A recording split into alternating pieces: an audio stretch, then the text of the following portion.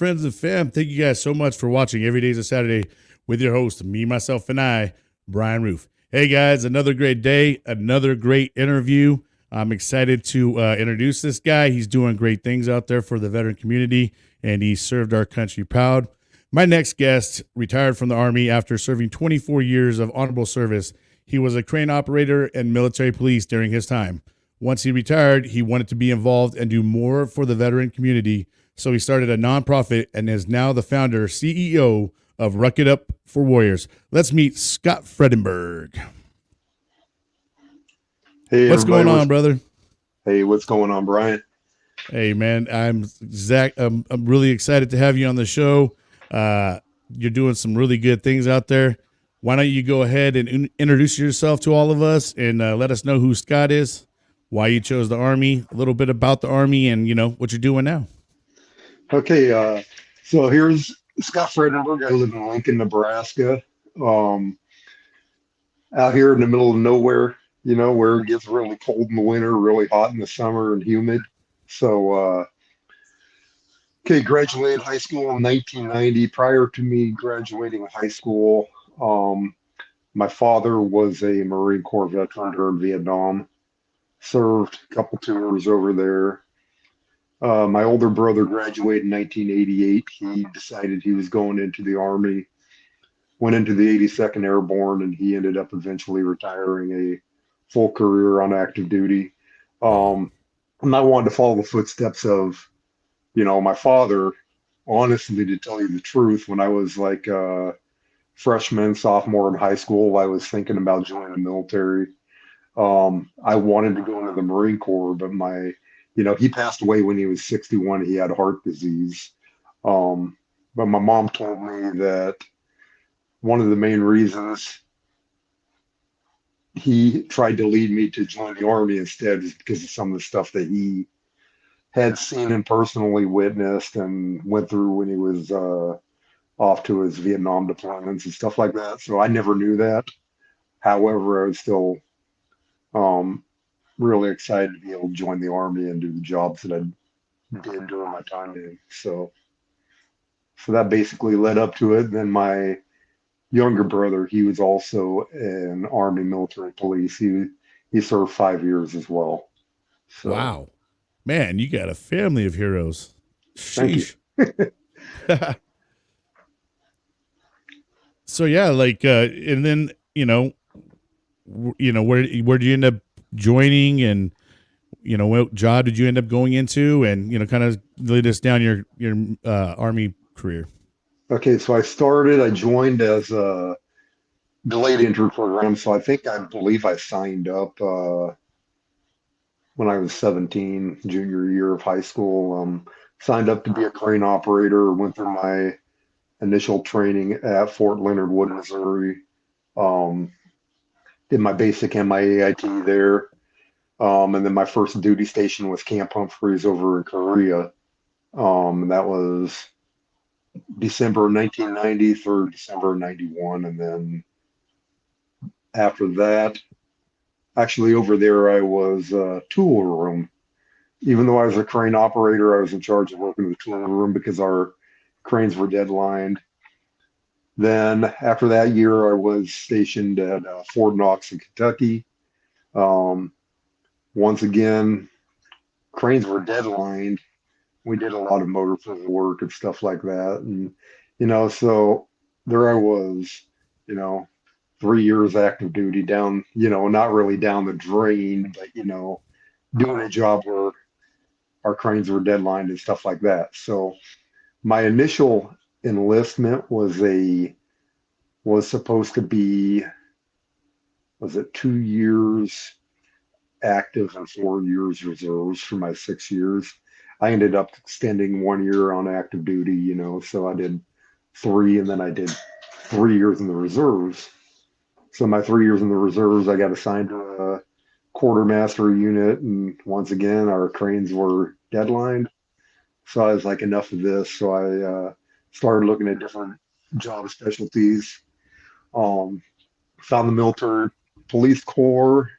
Um, so I went to MP school on the reserve side in 1996.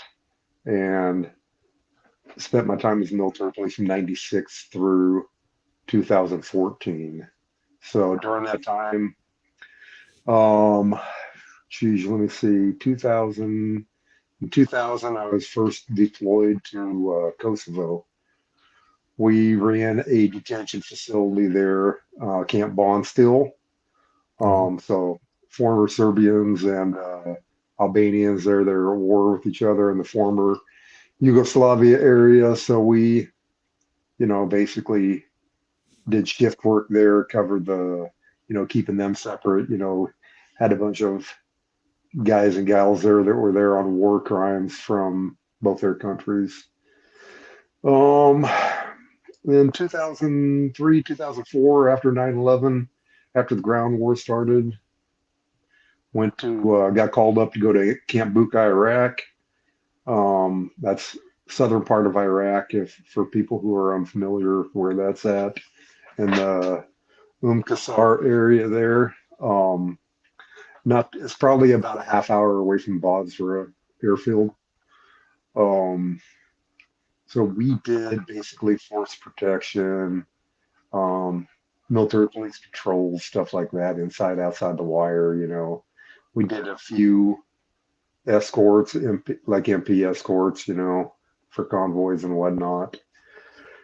So that was that deployment. 2007, 2008. It would have been 2007 when we started our actual pre-training and mobilization. My wife and I got married in 2007 in December, and in 2008 we actually deployed to go back to Camp Bucca, Iraq again. So we were married about a month and took off as far as that went. So Okay, so she's in the army as well, then, huh? no, she wasn't. She was a Oh, she was civilian. not. She's Oh, Yeah. okay. So She just was able to go with you, huh? no, I wish. Oh, I was like, dang. I was No, like, no, no, no, wait. no, no, no, no, no. So no, we got married, and Yeah. then Okay. So, all right. I deployed a month later. Then, Correct. okay. Okay. Okay. Gotcha. Correct. So anyway, so January 2008 is when we actually left country. Actually went down to Fort Bliss to do our training and took off and went back down to Camp Bucca, Iraq again. And from there, we did a couple different missions that were pretty fun. First one was multinational forces review committee. There's like when the coalition forces would capture the prisoners before they bring them to when they bring them to Camp Bucca, they do whatever time they're set to do, and then they'd have to go up in front of a review committee from the sectors they were captured in. So they would have their little court system, if you want to call it. So we would be the on-site security in the courtrooms and stuff like that, and making sure they didn't get out of hand and stuff like that, and making sure we're escorting them back and forth safely to and from their review committee and stuff like. You ever have any crazy thing happen during all of that? Not really during that. Yeah. Just a couple of them were mad because the review committee wasn't going to be releasing them that day or something like that. And Right. Yeah. you'd have to use tasers and stuff like that, or use the force techniques to be able to get them back to their compound, stuff like that. All So, right. so then the second half of our tour we did what's called the detainee or transport mission. So basically, what that was, so it was like post post mesh multinational review committee time. So what would happen is they would say, okay, these guys are all going back to their place where they're captured because we're going to release them. We can't get any more intel out of them, whatnot. And so what we would do is we'd put them in hand restraints, blindfold them, throw them up on a bus, and transport them to Bosra Airfield, load them up on an aircraft, and we'd fly with them to Baghdad, drop them off, and pick up freshly captured individuals, bring them back to the detention facility. That was a kind of a super fun mission as far as that went, up in aircraft It and does. I transported. mean, So honestly, that intrigues me. yeah, I mean, that kind of stuff does intrigue me. And You have any good stories from that one? Doing all that stuff? Or what? So there's one where we had actually two little stories from there. Once where it was really super weird. So you think us as an MP unit, we'd actually be security for our own convoys, but we were actually the security detail as far as watching the detainees. So we had Air Force security police, security forces. They were our armed escort, and during one of those missions, one of the Humvees engines must have overheated and it caught on fire mid convoy. So we had to stop and hold our convoy back. And they all got out and pulled all their sensitive items out, their Blue Force tracker out. And we just sat there for like about an hour and a half as we watched this entire Humvee just go up in smoke and burn Melted. down, Yeah. melted everything, melted everything outside the frame itself. And it was just like, you're just like, Wow. what is going on here? So of course we couldn't leave until they, made sure that they came in at the end and made sure the fire was out, made sure all sensitive items and stuff like that was out of the. That thing must have had an oil leak or something and just Yeah, overheated, man. yeah. I don't really know what actually caused it, but What time of the year was this? Because it gets hot as it can get hot.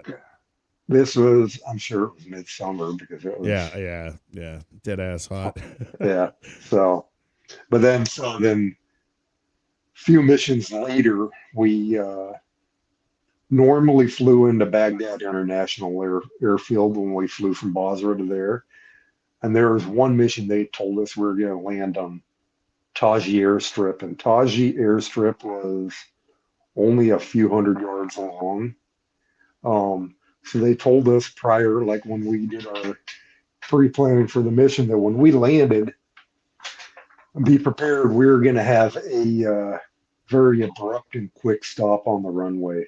So, um, so we flew on. I think it was C-17s we flew on.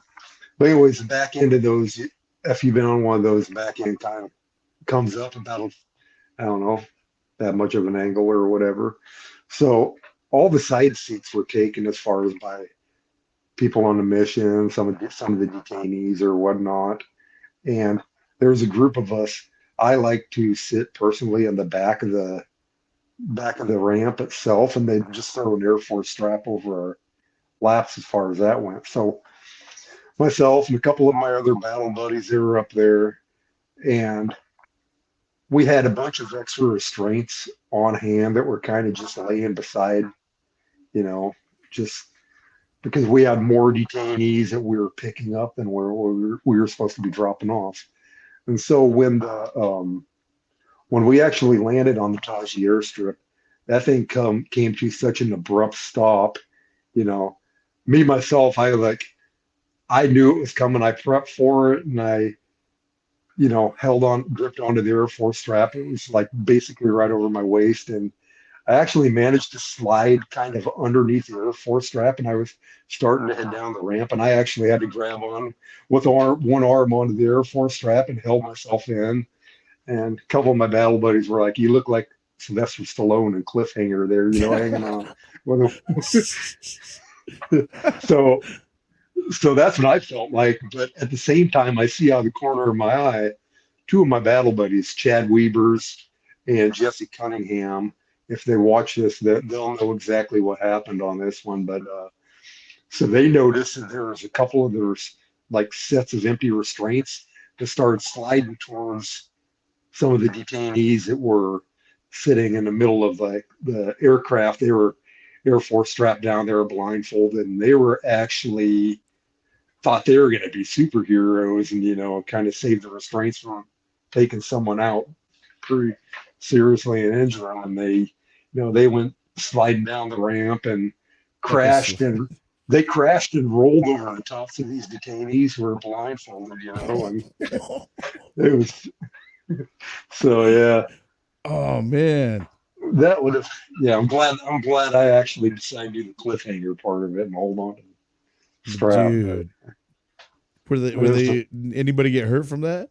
Just a minor. There was only like one or two detainees that got, They're like, what the hell was that? Shit, man. well, okay, so these guys already don't like to fly anyway because they've never been on an aircraft Yeah. and they're blindfolded also at the same Oh time. yeah. So when these things take off and then when they're landing, all you can hear them saying is mumbling in their native tongue about, praise Allah be with us and all that, and they're Yeah. saying all these prayers and I'm trying not to laugh my scream. ass off, Oh but my God. yeah, I know exactly what you're talking about, man. Yeah. So, Because I was deployed over in the Middle East as well. I was in Kuwait, and we had a supply chain into Iraq, Babylon. So I was at Camp Commando in Kuwait, and then we had a lot of TCNs, third country nationalists that would come work with us. mhm, And dude, once we started getting bombed on and stuff, like we all had gas masks and stuff. None of them had mhm. gas masks or nothing. So here we are, like screaming gas and stuff, putting gas on, and they're all just. We're kind of like looking at them like as like parrots, like and they're just it's kind of a sad situation for them, but at the same sense, we're all sitting there almost like laughing too because it's like we don't. I mean, hmm I don't know. It's just a bad situation. I mean, you know what I'm Right, talking about. right. I know what you mean. So, okay, so that basically concluded my second Iraq tour, which is my third deployment overall. And then 2011, it would have been, we got called up to go to Bagram, Afghanistan Air Base. Um, and we did a U.S. Customs mission there. We were right across. If you ever been to Bagram, the customs house at the time, I'm not sure where it was at the end, but when we were there, it was right across from the Pat Tillman USO, right when you enter the airstrip. For anyone who's watching them may have been there. So we did. You're talking about a lot of major areas. I mean, that you definitely were heard in the Mhm, news and yeah. talked about a lot. So So Bagram Air Base, yeah, we did. Like I say, U.S. Customs. So we did a couple different parts to that. We did we sent teams out to different places on Bagram or sent them out to different fobs, outside of Bagram, and they did U.S. Customs missions to where they would check unit inventory before they sealed up connexes and stuff like that to make sure that people weren't trying to take stupid crap back to the U.S. It's not allowed. We also so that was, we found some people trying to bring, like mortar shells and, different unauthorized articles, unauthorized rifles and stuff like that that were not customs cleared. So outside of having those teams, we also pre-screened and searched everybody prior to getting on their aircraft, prior to leaving country, going on leave, or ending their time on their time on ground. So we I did. definitely know you found some stuff. You guys Yeah, had we to, did. yeah. What was the craziest thing you think you confiscated? Because I mean, I know that people were trying to bring back a lot of stuff because those big 20-foot containers and stuff like that. hmm I was in supply. They had to come through and inspect every single bag that we loaded up, and then they would have to come in and put a lock on it that was serialized, hmm and Yep, you yep, couldn't yep, tamper with it no more. But yep. So not really a lot of crazy stuff outside your typical, like, you had some people trying to bring back some EOD, you know. yeah, It's like, yeah. really, first of all, why would you touch something that was unexploded or something like that? Probably, leave that shit there because you Yeah, could for the be a people that casualty. don't know what EOD is, kind of explain what an EOD is, because there's a lot of Yeah, people that watch that probably don't know what EOD. basically, it's gonna be what they're trying to bring back is unexploded ordnance that they find when they're out doing Yeah, missions and stuff like that. First of all, if that's their, first of all, you don't know if it's set up to an IED. It could be something to catch a like a not so smart U.S. soldiers' attention, and they're, hey, I'm going to take this home or whatever. Right. But, so, or it could be exploded ordnance and they could just be bringing back casings and stuff like that Yeah, from, remnants. Yeah. yeah. So, and they, try to bring those back as war trophies and stuff like that. Or, like, I don't know, we have people bring back like helmets and stuff from, you know, enemy person, from dead Iraqis or something that they found, resistant forces or whatever, exactly, stuff like that. There you go. So, and then, yeah, just stuff like that. Did see a lot of, you did see a lot of sex toys, and you saw a lot of like Haji porn videos and stuff like that. And, the people, you can't bring that stuff back to the States. So we had a full contraband room where we had in the customs house to where you just shook your head at some of that stuff and you're like, oh man. So they had designated Was it pretty days. full in that thing? I mean, It was I mean, it was full. It was full, I tell you that, because we were processing probably on average probably about 4 flights per day in wow. and out of country, so Yeah, you're that's quite a bit. constantly finding stuff. So we had set days to where my NCO that I had under I was a shift NCOIC, and I had a staff sergeant who ran the room there for me for all the contraband that was found. And he'd have set days each week to where he'd have to go with like 2 or 3 other people, and they'd have to destroy all that on record, throw it in a burn pit or whatever, and get rid of all that stuff. So, but yeah. That's crazy. That sounds pretty interesting, though. I mean, that would be kind of a decent duty to have.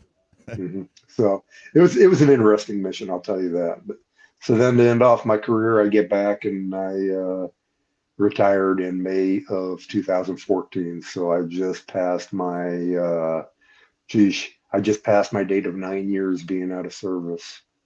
Man, crazy. Time goes by so fast. It So does. So that's great, man. You had one hell of a career. But so after you got out, what did you start doing with yourself? And did you suffer from PTSD and things of that nature? And like, kind of how have you cope getting out? Because I know sometimes getting out, man, you get that lost feeling, or there's just mhm. a lot of things going on. Okay, so you know, here's the hardest part of getting out. I don't think personally that I had PTSD or anything like that. I'm not service connected for it or anything, but like you mentioned, just being away from service, 2014, and during that time period from now until, everyone is out of Afghanistan and out of Iraq and all that, all the U.S. forces are gone from there. There's multiple occasions to where my battle buddies kept getting called up for more deployments, and there I am sitting at home watching them get called up, kind of just watching to see if their family members are posting that they're doing okay, and that wears on you as a, someone who was their battle buddy for all these years, so depression does set in.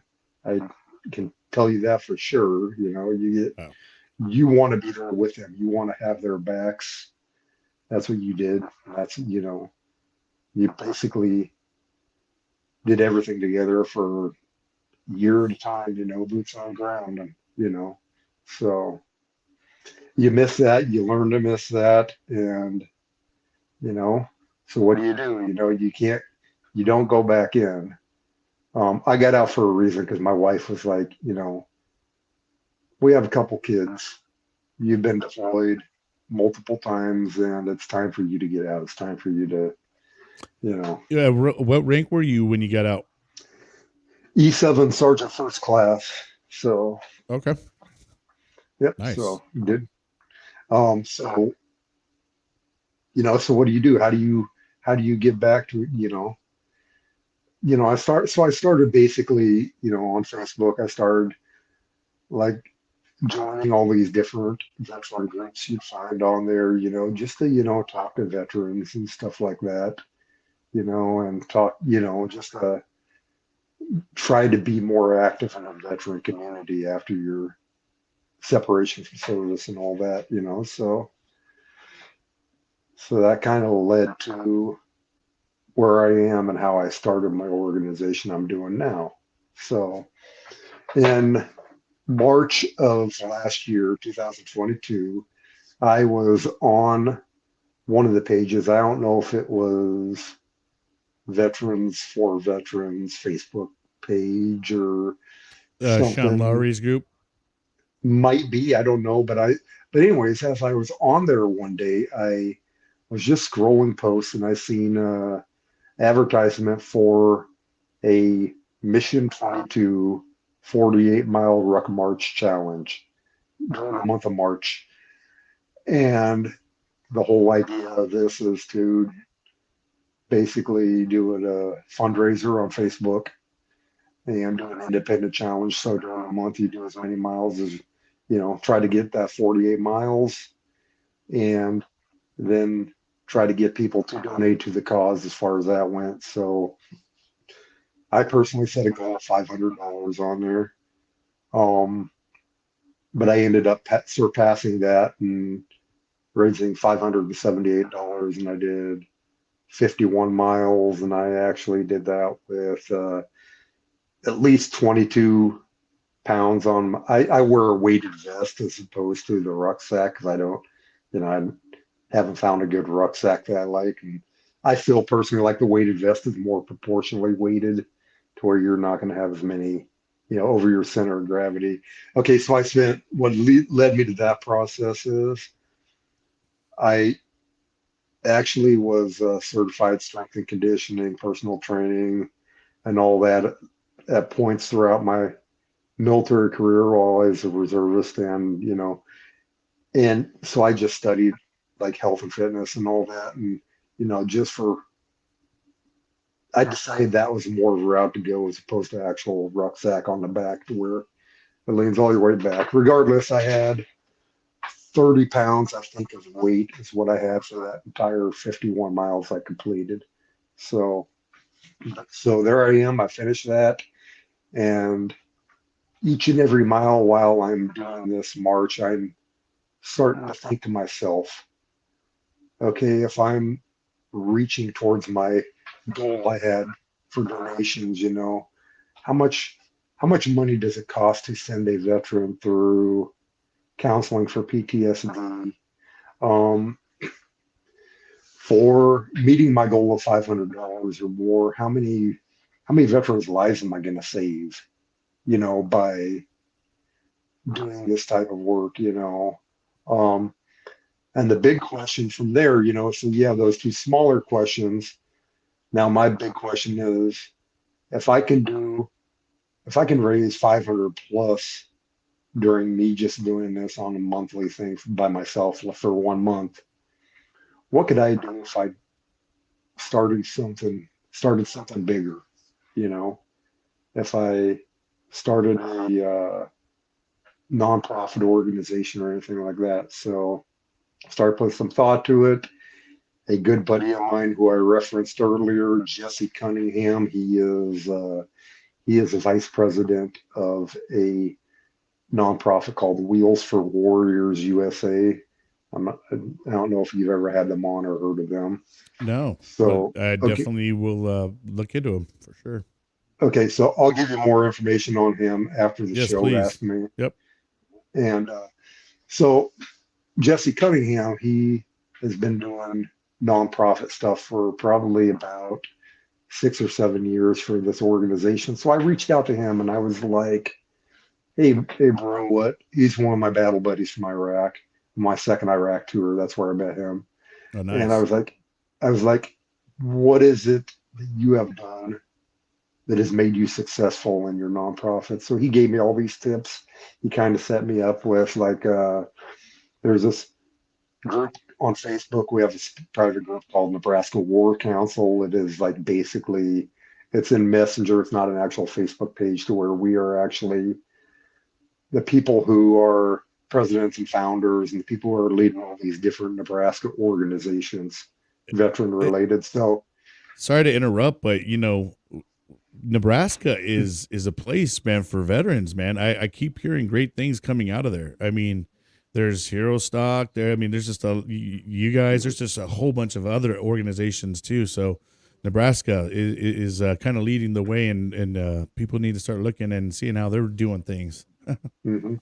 so, so if you haven't heard of Hero Stock, I'm sure you have, Brian. Oh That's yeah, I'm so going. I'm going it, that's from an event we are. California to Nebraska. I'm going. Yeah, that's an event we're actually doing an event for. Yeah, We're gonna that's be the tight. We're gonna be tied into that event. So, Jason told me all about it. He let me know you guys are rucking it in.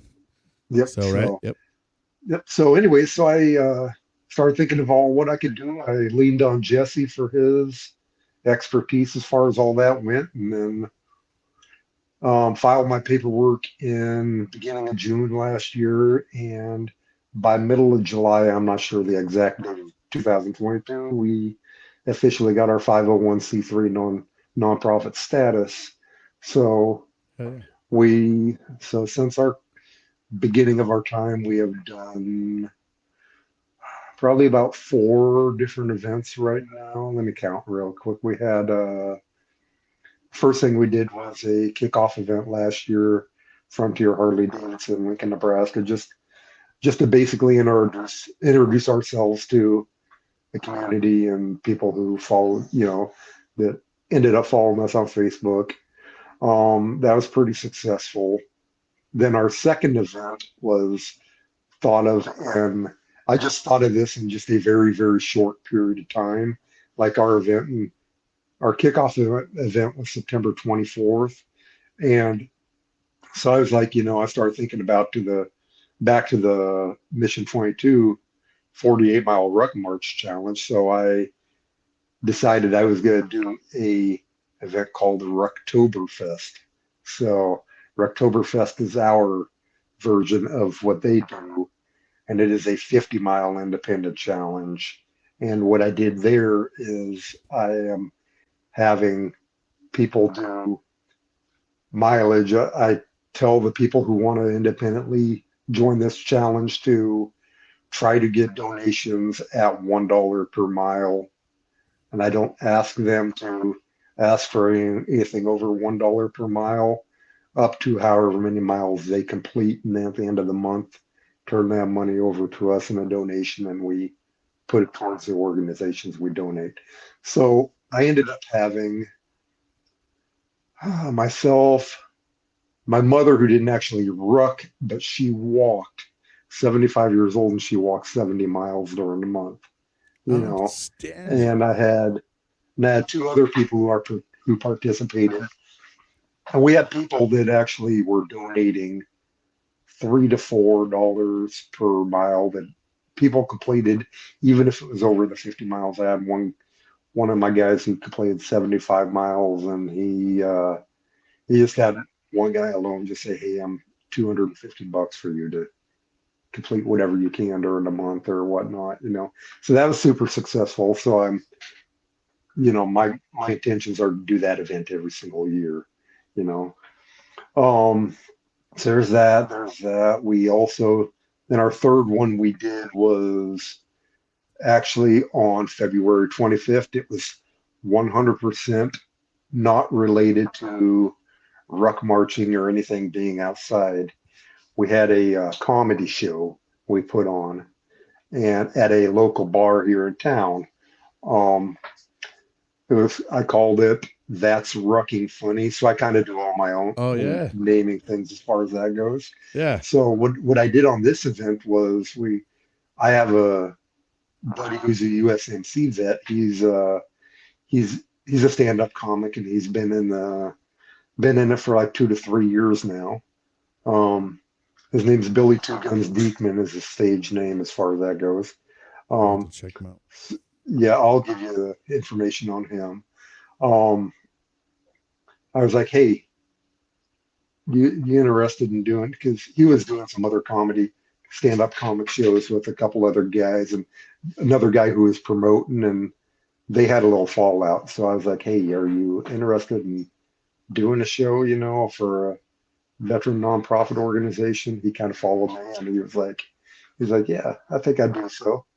So I think I'd like to do that. So I was like, okay, cool. So another one of the guys I deployed with to Afghanistan, he also does stand up comedy. Um, his name is James Lindsay, and he has this little thing called Getting Busy with James Lindsay, and so then I found another military veteran through one of my coworkers, former coworkers, one of his buddies who works at Offutt Air Force Base with him. So it ended up being that three of our four comics in our set were veterans. So it's like, That's awesome. so so we ended up selling out a 145 seat capacity bar and raised some pretty good money that night.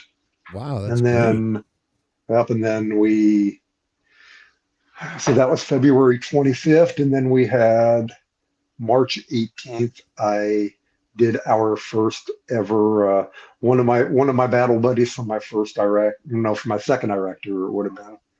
His name's Kevin Payday Jurasic. His nickname is Payday because he worked in finance, and every time before when we were up at like Payday in the military when we were deployed, our first sergeant made him get up in front of the formation and sing the finance song. So we called him Payday. So, well, Kevin ended up committing suicide in Uh-oh. March of 2020.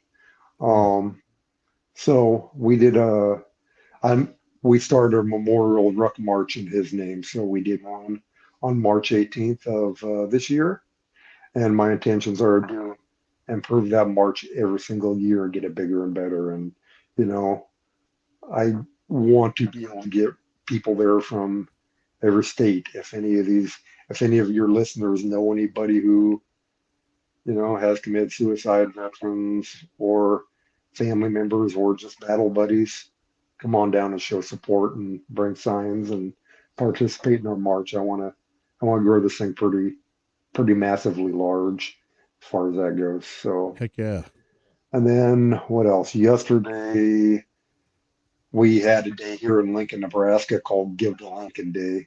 I sat out at a booth all day long out there, and advertised our brand, and we brought in some pretty good donations as far as that. So that's where That's we're great. at, and that's all the events we've done. So that's where we're at right now. So, That's amazing, so man. I mean, what are your goals and what are your ambitions for this and where do you see it going? okay, so my number one thing, I want this to be one of the largest national brands there are as far as ruck marching goes. I don't think we're ever going to catch your ever Warriors and Silky Hikes as far as that goes, but their mission is kind of different than ours. Theirs is more towards just getting together in camaraderie, and they have a great thing they have going as far as that goes. And they try to keep theirs secluded to veterans only. Yeah. You know, Hmm. um, my thing is what I realized when I first started this organization is one thing right off the bat is during our first event, we brought in probably close to just a little over $2,000. And I realized from that event, after seeing the participation from the people that were there and the people who donated, that probably 90% of that, I'd say, honestly, came from veterans and veterans' family members.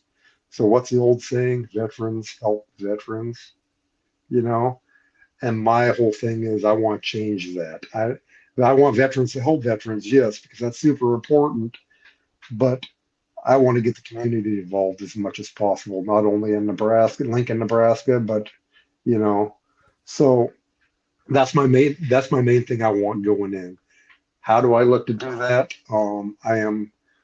What I want to do is find representatives that live in every single state in the United States who, when we do events like any of these memorial ruck marches or our Rucktoberfest challenge and stuff like that, I want long distance liaisons who are willing to advertise in their own communities for Ruck It Up for Warriors, to be able to take pictures of their virtual events they're doing in their own cities and states, um, to be able to advertise, take pictures and videos, and just give information. Hey, I'm such and such, and I help Ruck It Up for Warriors as far as that goes. So that's my biggest thing I got going right now. I have one person in South Carolina and one person in Iowa right now who have came on board and volunteered to do that. So I am looking to fill the rest of the states. I love it. I love it, man. You're doing some great things, and you're helping a lot of guys and girls out there that need that help. I mean, and talking, bringing each other together, that does a lot of things. It brings Mm-hmm. network, it brings camaraderie. There's just a lot of good things come when you can bring a good bunch of people together and set out for things. It like I said, I love that you're trying to bring the community involved, because I mean I have as recent too noticed, like I was like, man, I need to start trying to get my community involved as well. So I reached out to like my local veterans and stuff like that to bring them onto the show and highlight their stories, and trying to find out what's going on in the community around me so we can start bringing other things into this community that I'm seeing. Because man, once I start talking to all you guys and stuff like that, you start to feel like, dang, maybe I ain't doing enough. You know what I mean? Because all you Tell you guys out what, there are just doing some really great things, and I mean, and it's very selfless of you guys, and to keep on and keep doing the mission. A lot of us, including myself, I disconnected for a while, from mhm, the community, from my family, from a lot of people. But here I am trying to get myself back into it, and reaching out and talking to great people like yourself and hearing great things. It just like it starts to ring on you, like, man, maybe I could do more. Maybe there's more we can do. mhm. So yeah. So right now we support two different organizations, and we're just getting ready to start supporting a third right now. So we have made donations to Mission 22. Um, for the people who don't know who Mission 22 is, they're considered to be about the number one top rated veteran, suicide awareness program in the U.S. They're pretty large. Um, I know Till Valhalla Project donates 20% of their stuff to Mission 22. Um, and that found that kind of interesting as well. But so we have also donated to, there's a place in Bellevue, Nebraska, which is like right outside of Omaha. The name of this organization is called Javelan, Javelan. And what they do is they pair service dogs with veterans and first responders. They fall under the First Responders Foundation. And so basically, after they pair the service dog with a veteran or first responder, then they put them through a certification, a certification training program, and get them all trained up to where they can successfully work with each other. And then, they graduate them from there, and then that veteran or first responder goes home with that canine. I'm not sure where they get their canines from or anything like that. So we made donations to them, and the brand new one we are just started to work with. I'm super 100%, 1,000% excited about this opportunity. First of all, have you ever heard of Vince Rocco Vargas? Yes, actually, he just recently has been really coming up in my Facebook feed, and I know he's gonna be he's an actor. He's Mhm. he's just a big time guy coming out, man. Okay, so for the people who don't know, here's Vince Rocco Vargas. He is a former Army Ranger. He was in the 75th Ranger Regiment. I'm not sure what unit he was actually assigned to there. He did a couple tours, I believe, over in Afghanistan. I'm not sure how many years he ended up serving, but when he got out of service, he went to work on the border as a U.S. Border Patrol agent. He Yeah, I did some saw a work. video of him. Yep. Yeah, he did some work down there to where his mission was he was on a medical emergency type of response team down there to where they went after, kind of they did some medical stuff to where they were helping, like for any significant incidents that happened down there as far as that went. Um, so after his time, he was done working for border patrol and stuff like that. He worked in the prison system for a while, and then after he did that, now he is a actor. So if any of you have watched Sons of Anarchy, the motorcycle show that was on AMC, um, he was actually an actor on the spinoff Mayans MC, and they just released their first episode or two of their final season last night. He's been on since season one. The reason I bring up Vince Rocco Vargas is because of his time in the military and what he has seen and what he has been through in his personal life, he is starting this organization called Veteran, not veteran, but Veteran, because his idea is to be a better veteran. So he calls it Veteran with a B. You can I look like them up at, that. yeah, you can look them up at veteran.com. So a couple things that they are going to do is they have a weekend wellness retreat that's coming up in Salt Lake City on, I believe it's September 8th, 9th, and 10th. And there's a bunch of things they're going to go through with the people, like the veterans who do pay to go to that, do things such as cancer screenings. They do TRT testing for testosterone screenings and stuff like that. They do different healing type activities. They do leadership challenges and whatnot to try to, you know, his idea is to not focus on the word suicide as much, but more just healing and he has these different pillars of, you know, self-worth and stuff like that, which you need to focus on mentally as a veteran to strengthen your mental health, so you don't have these signs. So they have these weekend retreats. They also have this online mentorship program. I think it's strictly on Facebook. I believe it's a private group that's called Light the Fuse Mentorship Program, and they actually have this to where you have one-on-one mentoring with people who have made it through the program. You get weekly calls with Vince Rocco Vargas himself, talking about, he'll communicate with you. You have different challenges on there as far as that goes, guest speakers and such. Okay, so out of these two programs I just explained, the mentorship program is like $1,000 to send somebody through, and the monthly mentorship program is $100 per month. So what we want to do with that is, with the donations we bring in, I want to send veterans through consecutive months of the mentorship program, or potentially send veterans to the actual weekend retreats and stuff like that with funds we're bringing in. Kind of like a So scholarship, huh? kind of, yeah, yeah. That's great. So actually, I had the opportunity with myself and Jesse Cunningham from Wheels for Warriors and Jason Steiner from Hero Stock. I lined up and we were actually on a Zoom call with Vince Rocco Vargas probably about 3 weeks ago. He's a super cool dude. So That's outstanding, man. yeah, I would love to see if I could ever get him on the show. yeah. Uh, man, he's Um, got some great stories, and he's I just a can give great. I know he's a you, great influence. yeah, I can give you his person who schedules all his stuff. I'll give Okay. you his point of contact information.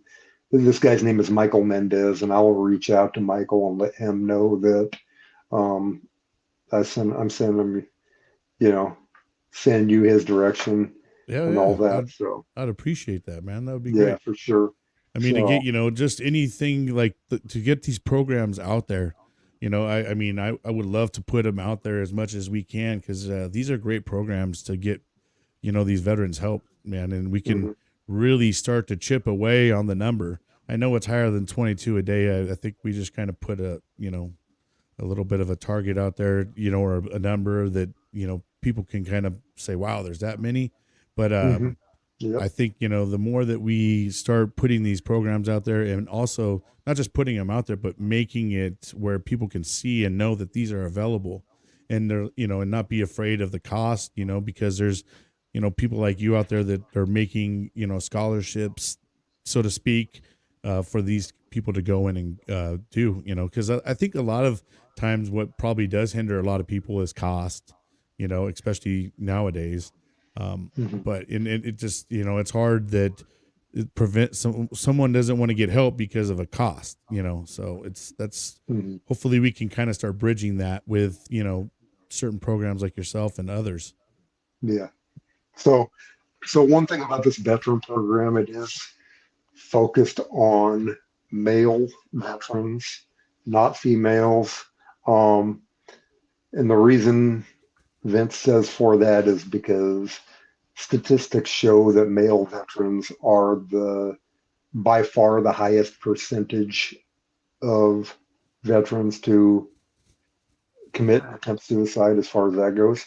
So that being said, we are not trying to not think of the female veterans. So I am also looking for solid female veteran programs out there as well. I need one.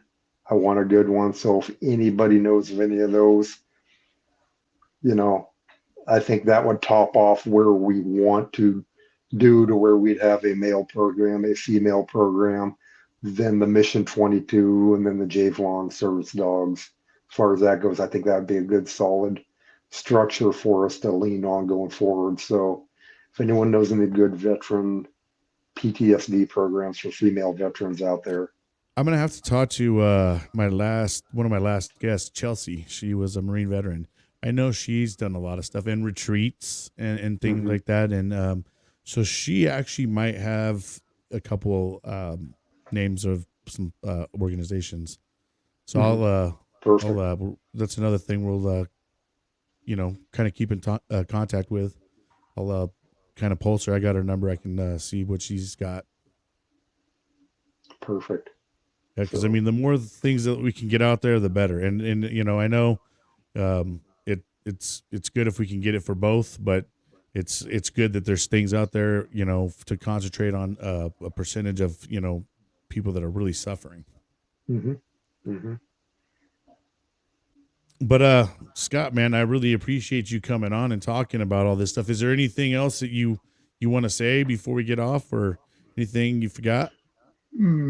If anybody wants to, you know, if anybody wants to volunteer to do anything, within our organization or whatnot, if ruck marching, if you have ideas for events or anything like that, or whatnot, how we can draw more if you run an organization and you want to, if you want to pair with us as far as that goes, and work with us, I would be more than happy to accommodate that because one thing I heard a while back ago is there's a lot of nonprofit organizations who try to shy away from other organizations because they see it as competition. Yeah. Not me. I see this as an opportunity to strengthen and branch out further because you know I support a couple other organizations outside of just what I do as far as that goes, and it's like why just hold it at one when you can, we're not going to make the entire veteran community as strong as it can be without helping others. So, Yep. And I'm a in firm believer in that too. yeah, but in closing, I just want to say that hey, if you know any veterans out there who, seem like they're secluded, and they seem like they're secluded, reach out to them. You never know who it is. It could be a close family member that could be having thoughts of suicide or whatnot. You may not even know it. You may see patterns, and a lot of times people don't reach out to people because they don't know how this person is going to respond. But I think if you respond to them, it will be less of like an embarrassment factor for that person, and they will see that as an opening their eyes type of thing. Um, that's what I gotta say is look after your brothers and sisters out there. Absolutely. Great message. And once again, Scott, I appreciate your time for coming on, talking about your stories, experiences, and what you got going on now. It was an absolute pleasure. And we got to stay in touch. This isn't just a podcast thing, but it's friendship, man. So, just hold tight. And once again, thanks again, Scott. All right, hey, I'll see you in September, man. Hell yeah, brother. That's All right, friends and fam, I want to thank you guys so much. That was another great interview, another great guest. Remember, if you know anybody out there struggling with any PTSD, mental health issues, there's a crisis lifeline out there to call. The number is 988, and all you got to do is press 1. Also, if you guys aren't a part of the Facebook group, go join it. Every day is a Saturday, USMCVeteran. There's a lot of great information in there. Great events like Scott's, great events like the Hero Stock, all that stuff is the place to go and check it out there, and also place to have funny memes and joke around. Also, if you're watching this and you want to catch it on the road or something like that, you can listen on Spotify, Apple Podcasts, Google Podcasts, iHeartRadio, and also on the Gunroom Radio. And if you haven't checked out the Gunroom Radio, go check that out. There's a special app for it, and it plays all the veteran musicians as well as veteran podcasters.